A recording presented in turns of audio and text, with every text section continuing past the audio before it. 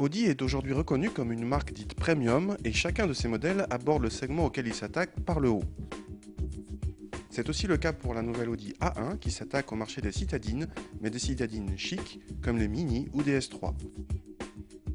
Cette A1 est immédiatement reconnaissable comme une Audi grâce aux feux diurnes qui forment une signature visuelle aux côtés de la fameuse calandre. Elle mesure 3,95 m de long, c'est-à-dire à 2 cm près autant qu'une Polo, dont elle reprend la plateforme. Les arches de toit de couleurs différentes sont une option sur toutes les finitions à 390 €. À l'intérieur, la 1 se place d'emblée comme la référence de la catégorie en qualité perçue. Les aérateurs ronds apportent également une petite touche de gaieté avec leur entourage de couleurs, là encore en option cette fois-ci à 120 €.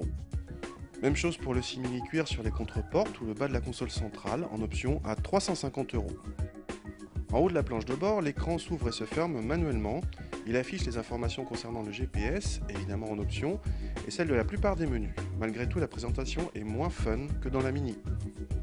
Allons voir à l'arrière, non sans quelques contorsions, car cette A1 est une 3 portes assez basse.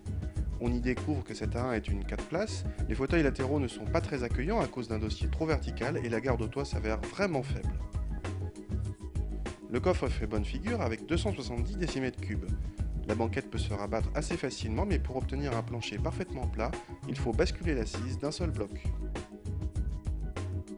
Remarquez les feux cachés derrière le haillon, ils permettent d'être vus de nuit même quand votre coffre est ouvert, bien vu pour la sécurité. Passons maintenant à l'avant où nous disposions d'un bloc 1,6 litre TDI de 105 chevaux. Premier tour de roue et la voiture nous paraît plutôt silencieuse, peu sujette aux vibrations. En ville, le stop and start de série s'arrête et fait redémarrer le moteur très rapidement.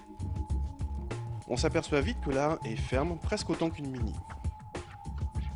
Sortie de la ville, la direction très directe donne une sensation d'agilité, confirmée par le comportement dynamique de la voiture. Elle prend peu de roulis et l'agrément de conduite est au rendez-vous. Au moment de conclure, cette Audi apparaît nettement comme une anti-Mini, avec un confort et un comportement proche, un côté chic, voire très chic vu les prix. Notre A1 TDI haut de gamme vaut 25 300 €. À ce prix-là, vous pouvez avoir une 308 ou une Golf de milieu de gamme, ou même une Laguna bien équipée. Les premières A1 sont à 16 400 €, mais presque dépouillées. Quand on vous le dit, Audi c'est bien, mais c'est cher.